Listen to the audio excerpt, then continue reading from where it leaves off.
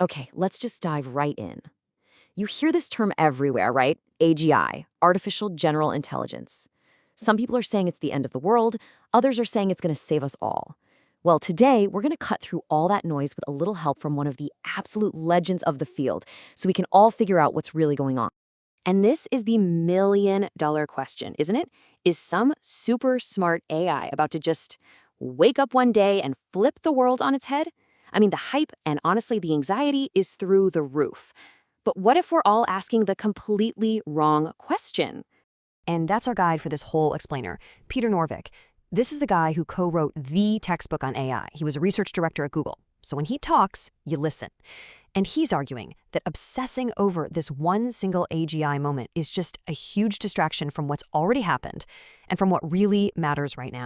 So let's get into Norvig's main argument because it's pretty powerful. Instead of giving us a simple yes or no, he offers a much more useful way to think about the incredible progress we've seen in AI. He thinks the big, critical transition, well, it's already happened. This right here is the key.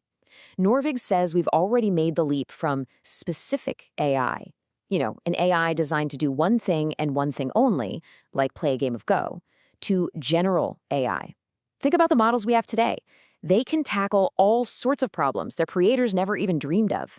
And for Norvig, that is the real revolution. And this is just a brilliant way to illustrate his point.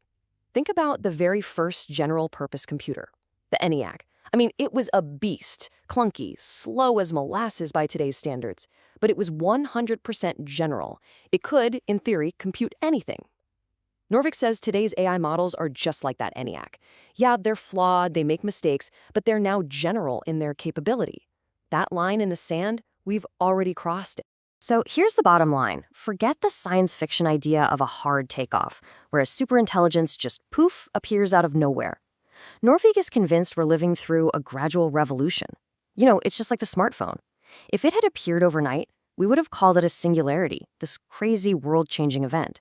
But instead, AI is just getting better and better, and we're just slowly getting used to it, day by day. Okay, so if we shouldn't be focused on the AGI singularity, what should we be worried about? This is where Norvig shifts our attention away from, killer robots and toward the very real, very present dangers that this technology is already amplifying. And these are the risks he thinks need our attention right now. You see the pattern here? These aren't some far-off futuristic problems. They're problems we already have that AI can just pour gasoline on. We're talking about misinformation on a scale we've never seen, bad actors getting incredibly powerful tools, and the massive economic shocks that come from disrupting the job market so quickly. I love this analogy from Norvig. He says the early AI models were basically artificial politicians. They were just really good at stringing words together without any real thought behind them. But the new systems? Whoa, they're way more sophisticated. They can come up with a few different ideas, criticize those ideas, and then reflect on them before giving you an answer. And that process starts to look a lot more like real thinking. But here's a reason to be hopeful. Think about it. When the combustion engine was invented, nobody was thinking about pollution, not a single person. Norvig points out that the AI field, for all its problems, has been obsessed with safety and ethics from day one. That kind of proactive thinking is a huge difference. So if these risks are so real, who's responsible for managing them? And that brings us to the super complicated question of governance. Norvig's take is that putting all the pressure on governments, which are often slow to act, is just a big mistake. Instead, he sees it as a system of shared responsibility. It's really a four-part solution. Yeah, government plays a role, but so do the companies building the tech, so do professional groups that set standards, and, this is the crucial part, so do independent third-party auditors. This comparison is just so perfect. 100 years ago, people were genuinely terrified of having electricity in their homes. They thought they were going to get electrocuted. And then this nonprofit Underwriters Laboratory, or UL, came along and created safety standards. And suddenly, that little UL sticker on your toaster meant you could trust it. Norvig thinks we need exactly that for AI, fast, independent groups that can build public trust. Okay, let's bring this all down to a really personal level. How is this stuff actually changing the world of work for you and me? Norvig points out this fundamental tension, a kind of divide between the old way of thinking and the new skills people need to succeed. He calls it a generational schism. The old school, his generation, they value deep, fundamental understanding. The spend 10 years to master your craft approach. But the new generation, they're armed with these incredibly powerful tools, and they're all about speed and results. Just get a working solution and get it fast. The real challenge is knowing when you actually need that deep knowledge versus when good enough is really, truly good enough. This is maybe the most important takeaway for anyone running a team or a business. The analogy is actually from his colleague Cassie Kozyrkov, and it's brilliant. Most companies don't need to go out and hire PhDs who are inventing the next AI model. No, they need to hire chefs, people who know how to use these amazing tools to cook up something valuable for their customers. And here is the game plan he suggests for leaders.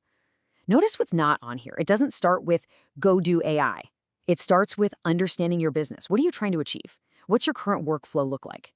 And only then can you start to figure out the specific spots where these new tools can actually help you.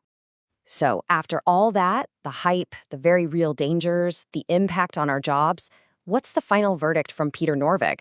Well, despite everything, his outlook is actually one of what he calls gentle optimism. Now, he's no fool. He's not a blind optimist. He is crystal clear that bad things are absolutely going to happen because of this technology. But on balance, he truly believes the potential for good is just bigger. It's a pragmatic kind of hope, one that's grounded in the reality of what this tech can do. And this is a perfect example of why he's optimistic. Take cybersecurity. Yes, of course, AI gives the bad guys new tools. But Norvig and a lot of other experts believe it gives the good guys, the defenders, an even bigger advantage. An AI can scan millions of lines of code and find a tiny vulnerability that no human would ever spot, making our systems fundamentally safer in the long run. And really, this one quote captures his whole philosophy. The goal here isn't to try and stop the tide from rising. That's impossible. The goal is to use this powerful new force to lift everyone up, to enhance all of our capabilities, and to solve problems that we've never been able to solve before. And that leaves us with the final and most important question. The technology is here. It's getting more powerful by the day. So the real debate isn't about if AGI will arrive anymore. The debate is about us. It's about the choices we make, the problems we decide to focus on, and the kind of future we want to build with these absolutely incredible new tools.